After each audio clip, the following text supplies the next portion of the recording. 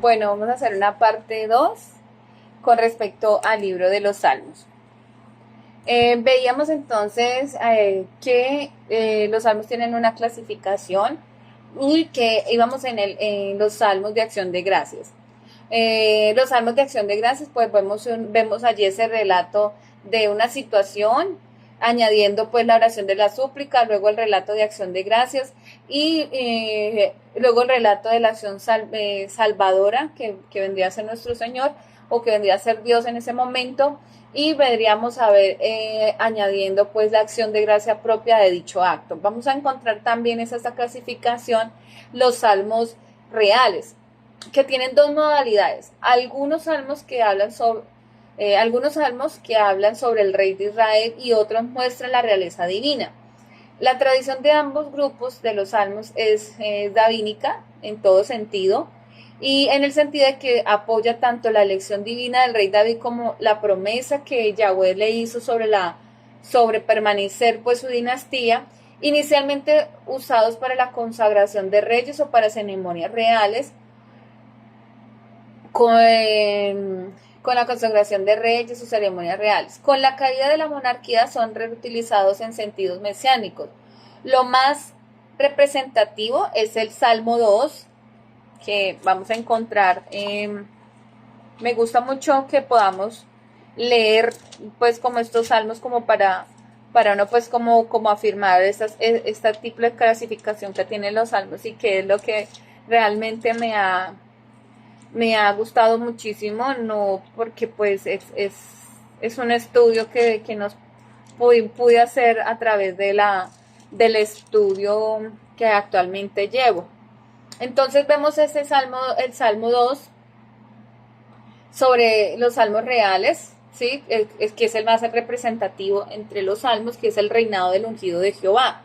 Entonces allí voy a leer del versículo 4, del versículo 5 del Salmo 2. Luego, pero yo he puesto mi rey sobre Sión y mi santo monte. Yo publicaré el decreto. Jehová me ha dicho, mi hijo eres tú. Yo te engendré hoy. Pídeme y te daré por herencia las naciones y como posesión tuya los confines de la tierra. Los quebrantarás como vara de hierro, como vasija de alfarero, los desmenuzarás. Ahora pues, oye, oh reyes, y sed prudentes. Admitid amonestación, jueces de la tierra. Servid a Jehová con temor y alegraos con temblor. Honrad al Hijo para que no se enoje y perezcáis en el camino, pues se inflama de pronto su ira. Bienaventurados todos los que en él confían.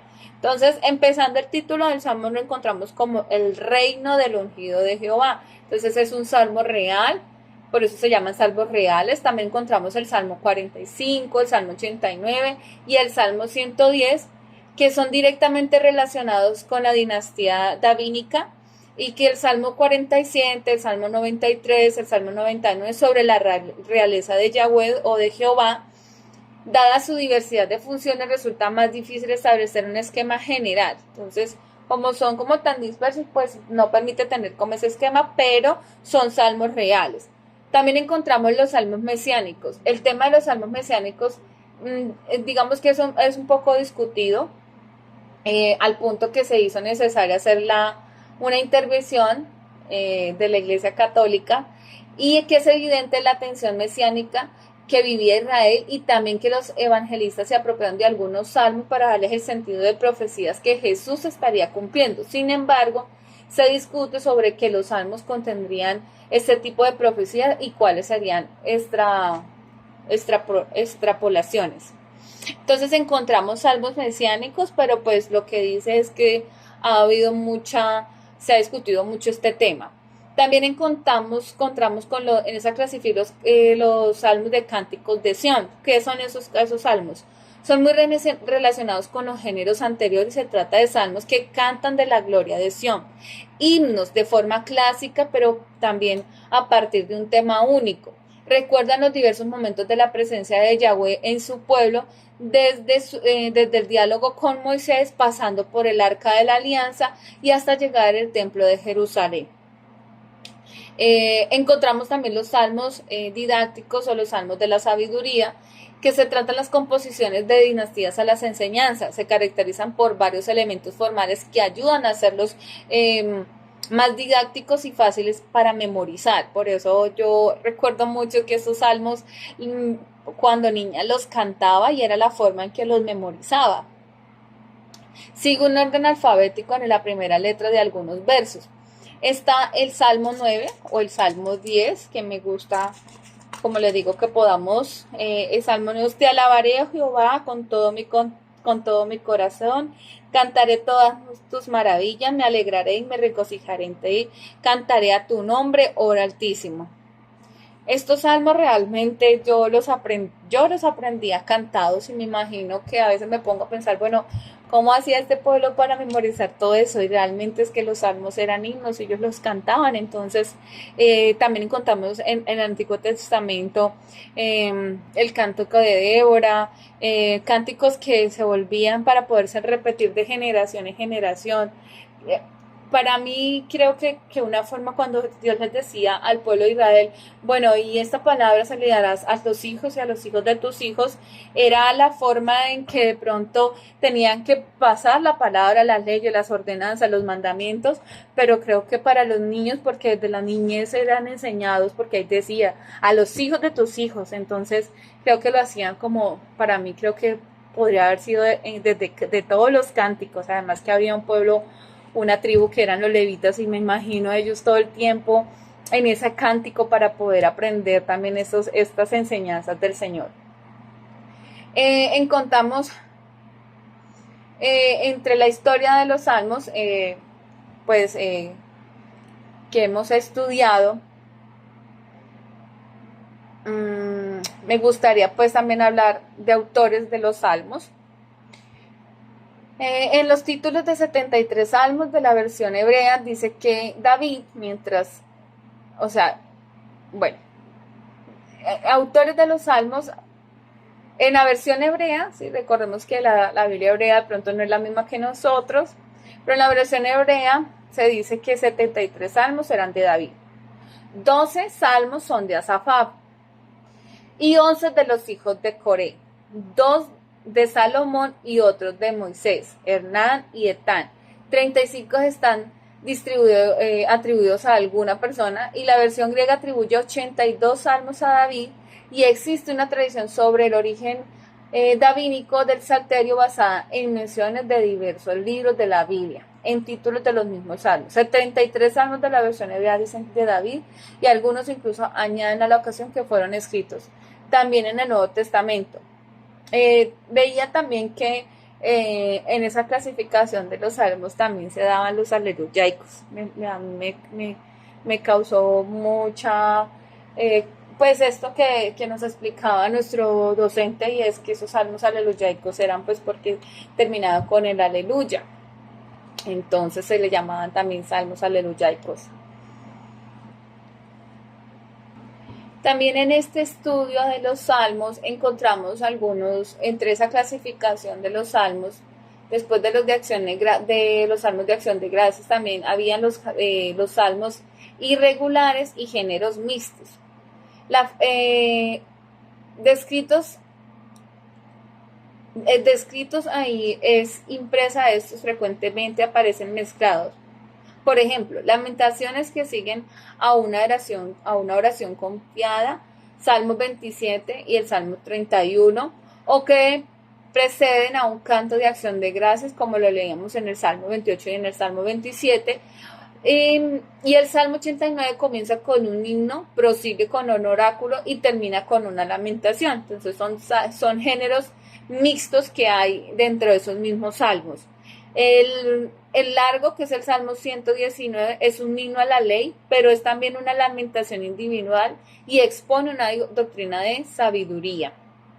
Esto se debe a que muchos de los elementos extraños en sí mismo a la lírica se han introducido en el salterio, como acabamos de aludir a los temas de sabiduría, y más arriba dijimos de que se encontraban algunos salmos de acción de gracias.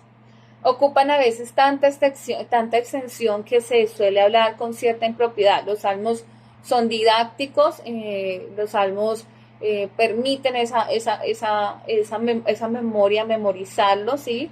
Y tenerlos allí muy presentes. Algunos otros conservan ciertas características de los géneros, como los líricos o los sapiensales, lo que hablábamos, el Salmo 25 en troca a las lamentaciones y bueno, muchos otros salmos que tienen como todas esas figuras. Otros salmos que han recogido como los oráculos o digamos esas profecías, está el Salmo 2, el Salmo 50, el 71 y el 85, han sido interpretados recientemente como verdaderos oráculos pronunciados por sacerdotes o profetas durante las ceremonias del templo. Me gusta que vayamos a leerlos. Por ejemplo, el Salmo 2, que lo estamos leyendo ahora, habla sobre ese reino del ungido de Jehová, ese rey también profético sobre el reinado de nuestro Señor. También encontramos el Salmo 50, que también sería muy chévere que lo pudiéramos ver. El Salmo 50 es donde dice que Dios juzgará al mundo. El Dios de dioses, Jehová, ha hablado y ha convocado a la tierra desde el nacimiento del sol hasta donde se pone, de Sión, perfección y hermosura, Dios ha resplandecido. Vendrá nuestro Dios y no callará, fuego consumirá delante de él y la tempestad poderosa lo rodeará. Convocará a los cielos de arriba y a la tierra para juzgar a su pueblo juntamente con mis santos, lo que hicieron conmigo pacto con sacrificio, y los cielos declararán su justicia porque Dios es el juez. Entonces vemos ahí estos salmos proféticos de lo que va a acontecer en la segunda venida pues de nuestro Señor. Otra opinión insiste en no ver en ellos más que el empleo del estilo profético sin conexión con el culto.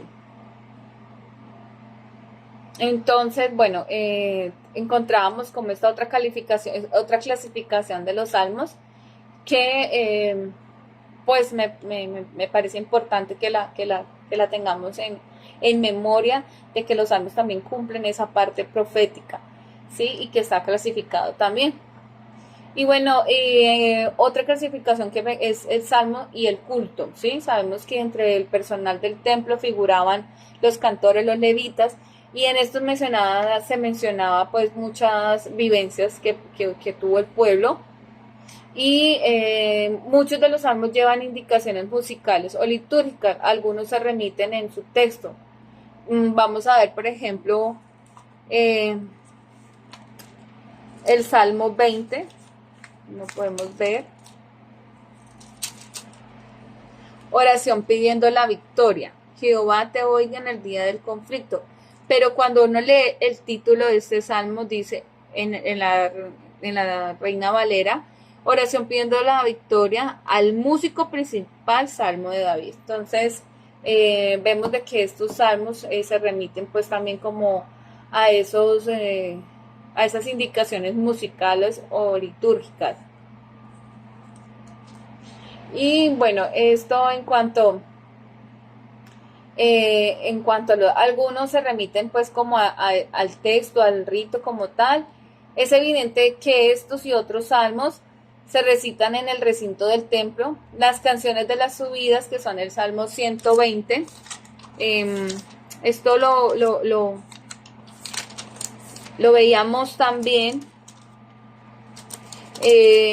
lo vimos también en el estudio que hicimos sobre los signos de subida, que es el Salmo 120. Plegaria ante el peligro y la lengua engañosa. A Jehová clamé estando en angustia, y él me respondió. Libra mi alma, oh Jehová, del labio mentiroso y la lengua fraudulenta.